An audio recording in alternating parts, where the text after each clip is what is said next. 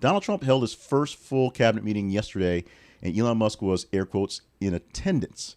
And I say air quotes because it was more than attendance. He was basically running most of the show. The inaugural cabinet meeting for the first of Donald Trump's for his new term, his second term, should say, underscored a bold agenda aimed at overhauling federal operations. We've known this for weeks. We've known this for months as he was going into the presidency. But in the first 4.5, 5 weeks of it, it's been key to everything that's going on. And a key to all these things is the Department of Government Efficiency. The central focus of all this change has been DOGE, led by Elon Musk, although technically not led by Elon Musk. He came in donning a tech support T-shirt and gave his dark MAGA sort of look and actually addressed the crowd. He talked more than anyone on the panel except for Donald Trump, saying that he technically was a tech support. He was coming into all these buildings and finding all these old government computers and all these systems that didn't work very well. So he was going to fix them as part of efficiency. And of course, in the process, fixing computers means firing a bunch of people. He wants to achieve $1 trillion reduction by the end of fiscal year 2026, by the end of the next 2 years, have that one, and then have something like a $4 billion daily savings for that to happen. $4 billion a day to save 1 trillion 2 years is a lot of work. And that really doesn't really cut into the actual debt we have. It does make us do better if it works, but it doesn't actually kill the debt because that means spending a whole lot less and not doing stuff. He acknowledged some missteps, so he admitted he was wrong, saying that, we sort of accidentally ended Ebola prevention, so we brought that back. Just sort of threw it out there like that.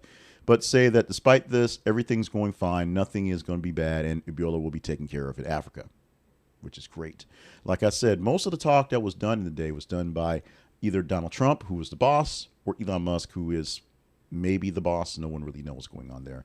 In fact, it was essentially just like the last 4 years, the last term, where he had a cabinet meeting where everyone just sat around and gave Trump a lot of praise and whatnot and sort of echoed what happened. Now, one of the real sort of fallouts from this thing here was a talk time for RFK Jr., for Robert Kennedy Jr., where what happened was there was the announcement of the first death case of the measles here in decades here in the United States. It was a young child in Texas, a member of the Mennonite community, so they're mostly unvaccinated. That is the reason behind essentially what's going on. And it's pretty easy to say. He had some words about that, weren't exactly the best words, and essentially said that there were two deaths of the measles. No one in the media has promoted two. In fact, when they heard this, they said, no, there's only one so far confirmed death from the measles here. And so that's some not quite misinformation that he's spouting, but he was misinformed and it misspoke in that manner.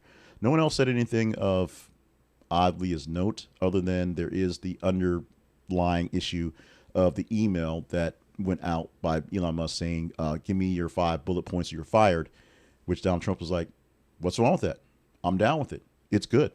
So first cabinet meeting, first ceremonial meeting, of course, they spoke for, I think it was like 45 minutes, and then they shut the doors and actually did the work. It's all ceremony. It's all pomp and circumstance. That's all it's supposed to be.